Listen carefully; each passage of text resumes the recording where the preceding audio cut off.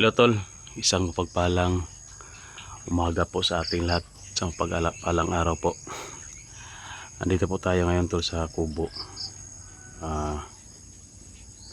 Nagpakain po tayo, no? May dalawa kasi tayo jambi tol. Pinapakain ko. Pero nag-video ako tol kasi may naramdaman ako na kakaiba dyan sa taas. Parang may mga tao, no? Mga masamang presensya ba na naramdaman natin dyan sa taas. Bago lang kasi may ano dyan kanina, huminto na isang motor. Siguro tol, nandito na naman sila, no? Baka lulusobin naman nila yung kubo natin dito. Pero wala pa akong nakikita tol na bumaba dito banda. Hindi nga ako nakapagdala ng vlogging kit kasi balak ko lang na magpapakain lang sana dito. So titingnan natin tol, baka nagkakamali tayo, no, ng nasagap na presensya.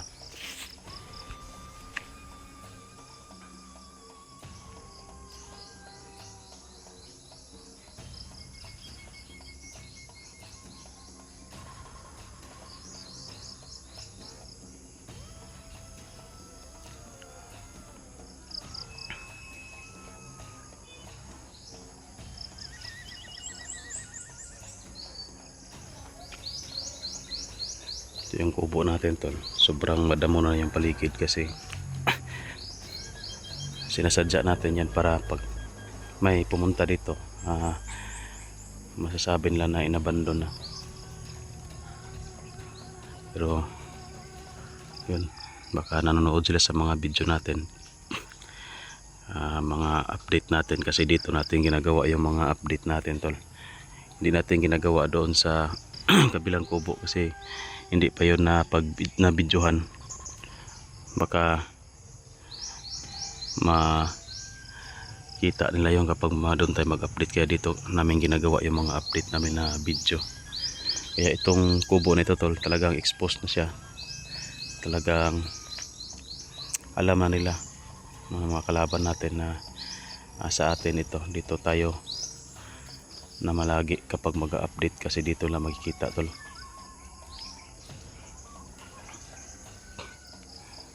Sa ngayon wala pa tayo nakikita na bumaba tol, pero yun o,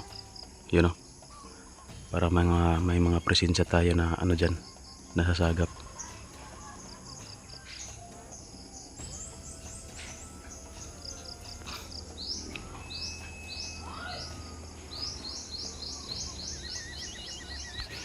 So yun tol, tumala tayo sa loob. Pero pag maano natin na papalapit sa atin dito yung presensya, alis agad tayo dito kasi wala akong dala na baril, hindi tayo nakapaghanda. So yun, update nga po pala tayo tol kay Utol Range. Sinubukan ko muna, no, na lagyan ng buhusan ng holy water at saka pasuotin ng rosary tsaka dinasala natin, pero wala pa ring epekto tol. Ganon pa rin. Tapos inusalan ko naman ng pangtanggal ng hipnotismo, ganon pa rin yung mangyayari. Bumabalik pa rin yung ano niya, pabalik-balik pa, minsan mawawala, minsan bumabalik, kaya naawa na tayo dahil nakatali lang yun doon sa kabilang kubo. Doon muna natin nilagay tol, hindi muna natin pinauwi sa bahay kasi delikado. Tsaka wala pa tayong ano tol, naghahanap pa tayo ng pang-alay. Kinaposta kasi tayo kasi maraming gastusin, kaya nahirapan tayo na makapaghanap ng pang-alay sa kanya. Pero mamaya siguro tol, bahala na ano, ilagay lang muna natin siya doon, no, sa karya ni Haring Lipaos, para kung may pang-alay na tayo, diretso na. So mamaya dadalhin lang namin siya doon sa punso, at pagkausapan natin si Haring Lipaos na doon muna mananatili sa kanilang lugar, no. Itatali lang muna natin doon pagka maghagis pa ng lagim doon sa loob kapag makawala. O sa bagay marami namang kawal doon si Haring Lipaos, pero kailangan pa natin itali yung mga kamay at pag nandoon na sa loob, itali na natin yung mga paa, tsaka igapos na lang ng over. May ano naman sila Haring Lipaos doon, may kulungan, parang silda, kulungan ng mga ano nila. So doon muna natin ilagay at hanap muna tayo ng diskarte para makapagpang-alay tayo sa kanya. Wala kasing ano tol, yung boiler sana. Wala mang boiler dito. May nakita ako doon, yung mga malalaki man yung kal, pero puti pa rin, no? Maganda yung boiler at saka yung kal kasi puti. Bisaya kasi na manok, mahirapan tayo makahanap ng puti. Masyadong madalang na lang yung puti na Bisaya na manok. So doon tayo sa mga boiler or sa kal, pero wala akong nakikita na malapit lang dito sa area namin na boiler. Ang marami dyan yung kal, no? Medyo may kamahalan kasi nagtanong ako, 650 to 750 ng isang piraso ng kal. Malalaki na kasi yan, nasa 4, no? 4 kilos, 3 to 4 kilos or 3 to 5 kilos siguro yung kal. Boiler pa yan pero malaki na kaya ginawa ng kal. So yun, hirapan tayo na to, no, na makapag-provide muna. So ano muna kami, diskarte muna kami ng pang-alay. So may mga lakad kasi ako tol, hindi tayo naka-update masyado kasi may mga lakad tayo at may mga activities ba na hindi natin pwede na i-video, kaya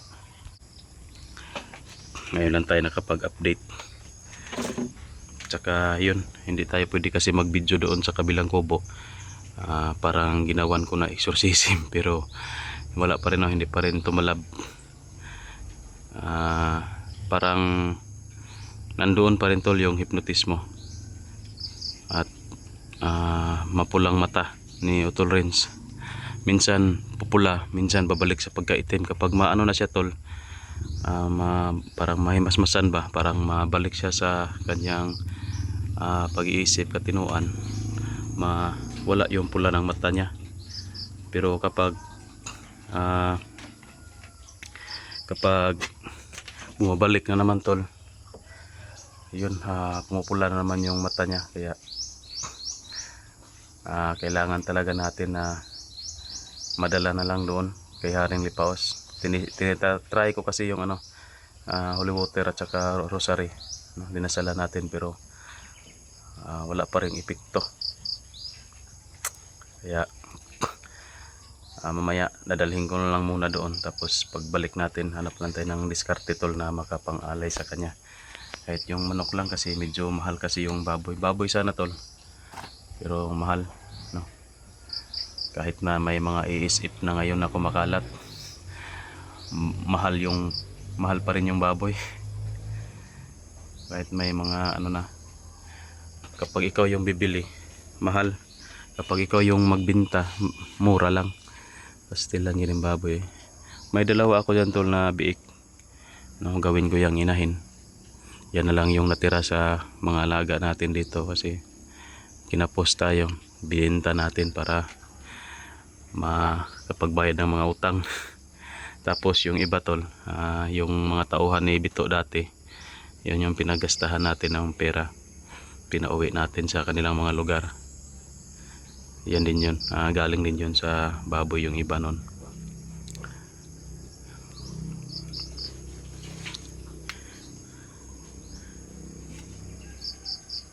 So yun, parang nagmasid-masid lang sila sa taas tol, hindi sila bumaba dito. Siguro nakikita nila ako dito. Nasa naman tayo, bantang ba. Sige lang, mamaya kapag makaramdam tayo ng kakaiba na parang papalapit dito, aalis tayo, mag-ano lang tayo, dito tayo sa likod dadaan para hindi tayo makita na paalis tayo.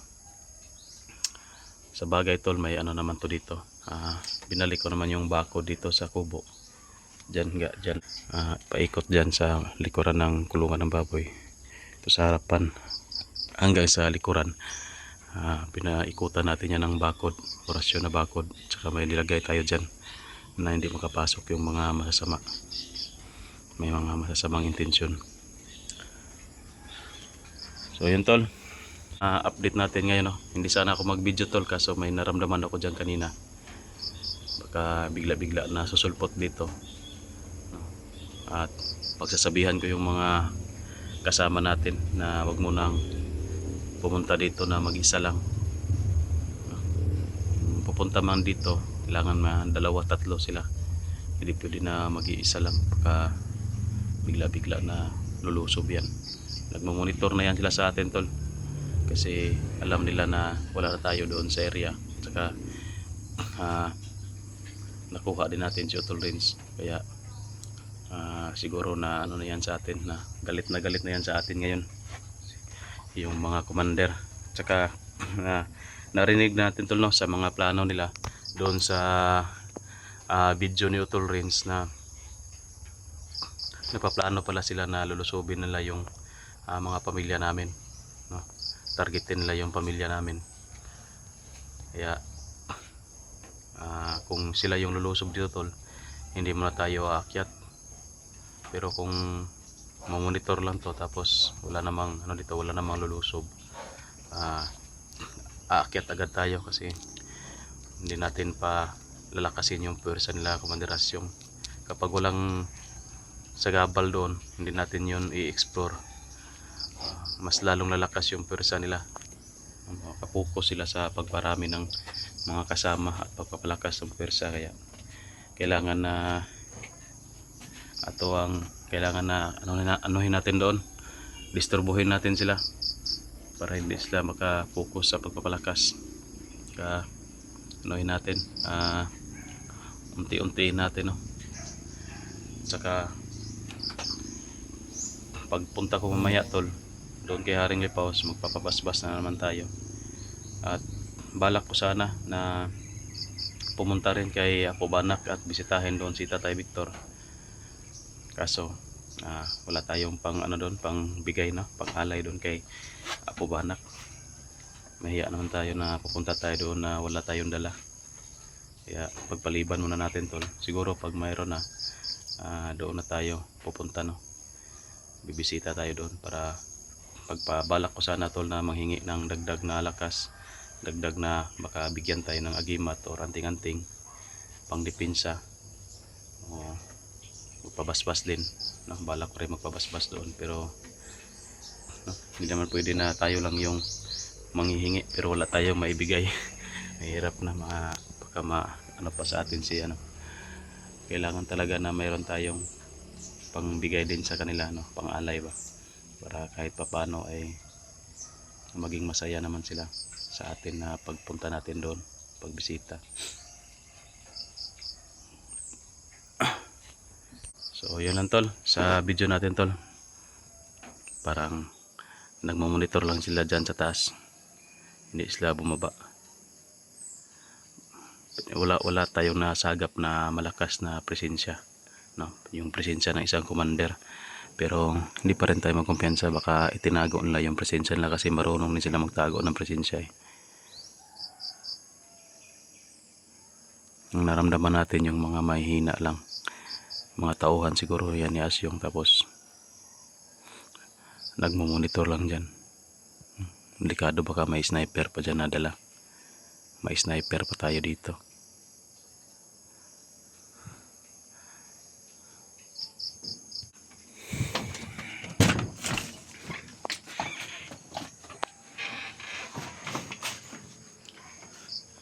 O yan tol, no?